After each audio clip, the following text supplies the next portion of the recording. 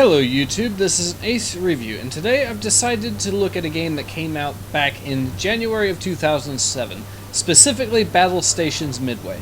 Now this game was a ship-plane RTS hybrid about the first 6 months of the war in the Pacific between the US with British and Dutch allies against the Empire of Japan. Now, this is actually one of the more interesting games ever made, not only for the fact that it focuses on naval warfare, but also because of the fact that it specifically chose the 6 months from Pearl Harbor to the Battle of Midway in question.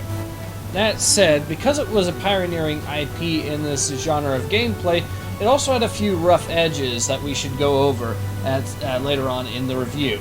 First of all, though, let's talk about the story. It's about a man named Henry Walker, a young officer who's trying to follow in his dad's footsteps to become an admiral. In addition, the young Henry Walker also has a friend named Donald Locklear, who is a former Flying Tiger pilot and who is also going to be playable in the campaign as well. Over the course of the campaign, you'll also meet notable historical figures such as John F. Kennedy, Admiral Fletcher, Admiral Hart, and Admiral Nimitz. Unfortunately, I do have a few issues with the writing in the story mode, however. For a start, the developers appear to have some sort of political motive behind some of their writing, as it is apparent that they have some sort of anti-war message. Now, this is at least understandable because this game came out in 2007 and was actually released at the height of the unpopularity of the war in Iraq, so that seems like a very clear correlation. Now, in cases where it's done well, this is not an issue. Unfortunately, it's not done well in Battlestations Midway. In fact, it quite clearly affects some of the characters in the game. For example, you would think that a person like Henry Walker, who was at Pearl Harbor during the December 7th attack, would be a bit mad at the Japanese for what had happened, but apparently not according to this game, as you can see here.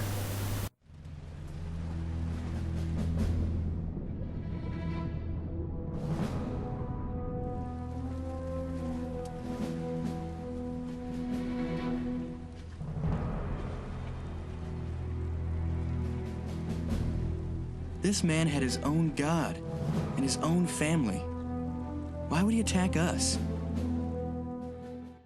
Now, I know this sounds like a nitpick issue, but I just cannot stress enough just how much this kills any sense of authenticity that this game may have had.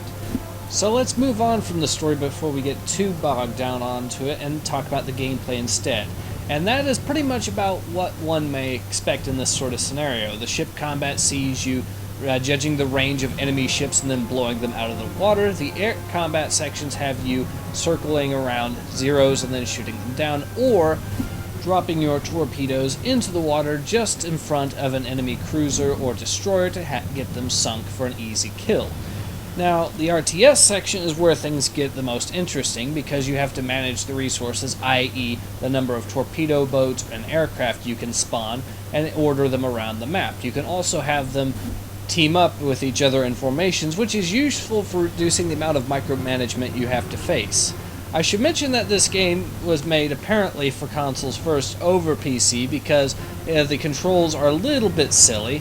The biggest issue being that the game forces you to use inverted controls. Now, while this isn't a big problem on paper, in practice, when you have to switch to the map mode to order units around, it can be a bit jarring to the senses. On the whole, though, the controls generally work. The biggest issue this game has, without question, is the fact that the difficulty curve is just all over the place. This is because the campaign mode had you progress from PT boats to destroyers, then cruisers, and then finally aircraft carriers. Now, while this may sound good on paper, the reality of it is that some of these classes are simply harder to use than others. The worst offender of this is without a doubt the destroyer missions, as the player is expected to have mastered using torpedoes at medium range by this point, which will not likely be the case this early on in the game. A problem that is only further compounded by the sheer difficulty that a lot of the destroyer missions will actually have.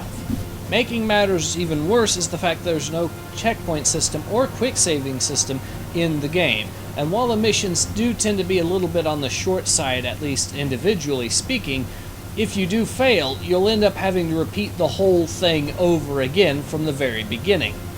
That being said, once you get past the destroyer missions, you'll find yourself actually having a decent time with this game.